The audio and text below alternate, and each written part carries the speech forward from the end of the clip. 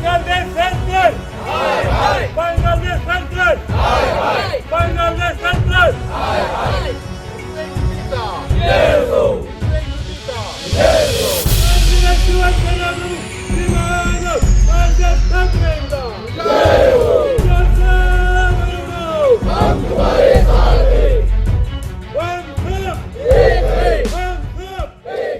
देश असलेल्या बांगलादेशमध्ये हिंदूंवर अत्याचार होत आहे.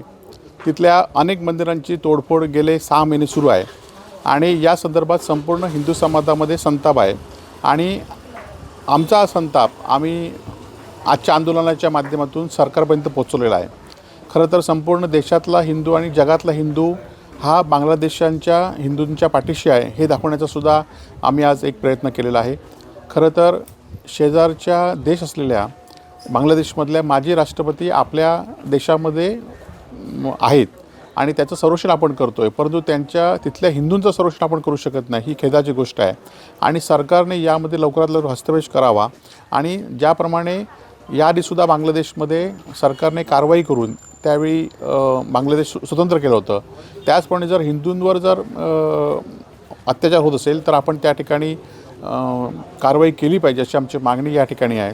नुसतं हिंदू खत्रे म्हणून चालणार नाही तर त्यासाठी प्रत्यक्ष कारवाई केली पाहिजे आणि ती कारवाई केंद्र शासनाने करावी अशी आमची मागणी आहे. ती आम्ही जिल्हाधिकाऱ्यांच्या मार्फत सरकारकडे पाठवलेली आहे. सध्या आज महाराष्ट्र एकीकरण समितीचा अधिवेशन जे होतं ते बेळगावमध्ये होतं, मात्र महाराष्ट्रातले जे अनेक नेते आहेत त्या नेत्यांना जाण्यासाठी कर्नाटक सरकारने बंदी घातली आहे.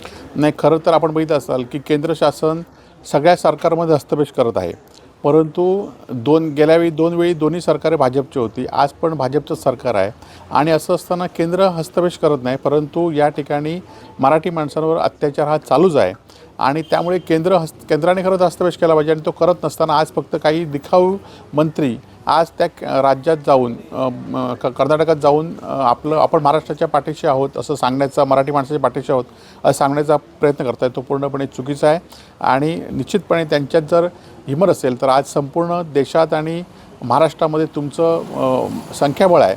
असं असताना तुम्ही त्या ठिकाणी हा केंद्रशासित प्रदेश केला पाहिजे किंवा बेळगाव महाराष्ट्रामध्ये आणलं पाहिजे, यासाठी तुम्ही भूमिका घेतली पाहिजे. ती तुम्ही घेत नाहीत आणि फक्त मराठी माणसाच्या पाठी असल्याचं तुम्ही दाखवताय. खरं तर अनेक उद्योग गुजरातकडे जात असताना आज तुम्ही फक्त महाराष्ट्रामध्ये दिखावा या ठिकाणी करताय. तसाच दिखावा कर्नाटकच्या बाबतीत आपण करत आहात असा आमची आरोप आहे आणि मराठी माणसांच्या पाठीशी शिवसेना पहिल्यापासून होती. 105 हुतात्मेसुद्धा आम्ही त्यावेळी दिलेले आहेत आणि त्यामुळे आम्ही शिवसेना मराठी माणसाच्या पाठीशी, बेळगावातल्या कारवारच्या मराठी माणसाच्या पाठीशी आम्ही आहोत.